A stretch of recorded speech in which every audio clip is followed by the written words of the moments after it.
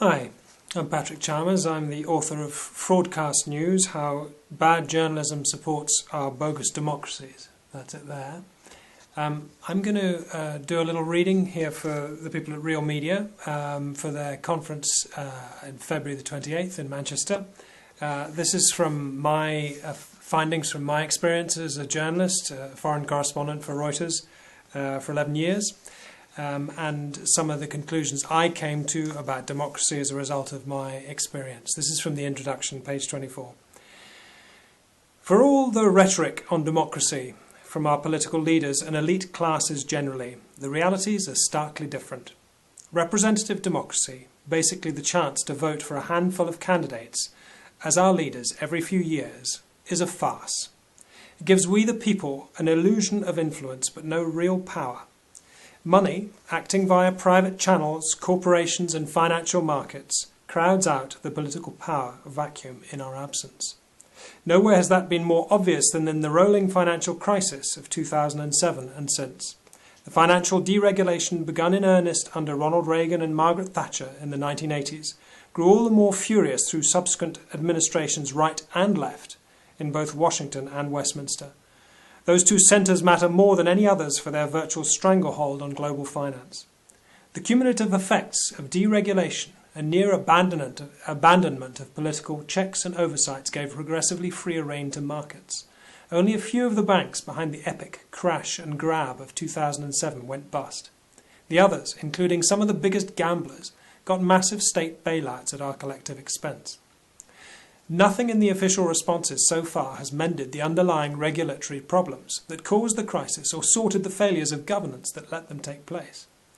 That makes continuing rolling crises more likely to become the norm, not the exception, unless these problems are resolved. The sums of money involved are so huge as to put financial deregulation above the many other political questions facing the world. Incredibly, it trumps the looming effects of climate change, the interminable US war on terror and warped national spending priorities at a time of widening inequality between the rich few and the poor many. The extent of democratic failure we face is colossal. The answer is not to advocate some more or less benign dictatorship or bloody revolution, but to fight for something closer to real democracy, which means government in the hands of the people. This is not something exotic, utopian or unobtainable. Versions of it already exist around the world in the form of direct, deliberative and participatory democratic initiatives. None yet exists at a national level, but there are myriad examples on smaller scales or for one-off policy questions. It is in these that we have a hope of finding real revolutions in governance. What place for journalism in all this? My experience of the conventional version, bar a few rare exceptions, is of routine blindness to the failures of our democracies and their bias towards narrow interests. The prime reason is that journalism is beholden to the people who own or fund it, making it prey to the exact same problems of capture as our governance models. It explains news organisations' fidelity to conflicted and contradictory ideas about economic growth and the supremacy of what we lazily and inaccurately call free markets. If journalism is to have any societal value, any chance of helping its audiences to determine how they are governed, it requires a radical revamp. We need to revolutionise our journalism so as to revolutionise our democracies. So I'll stop there. You can get a copy of Fraudcast News from fraudcastnews.net. You can download a free copy or you can buy a copy of paperback on the internet.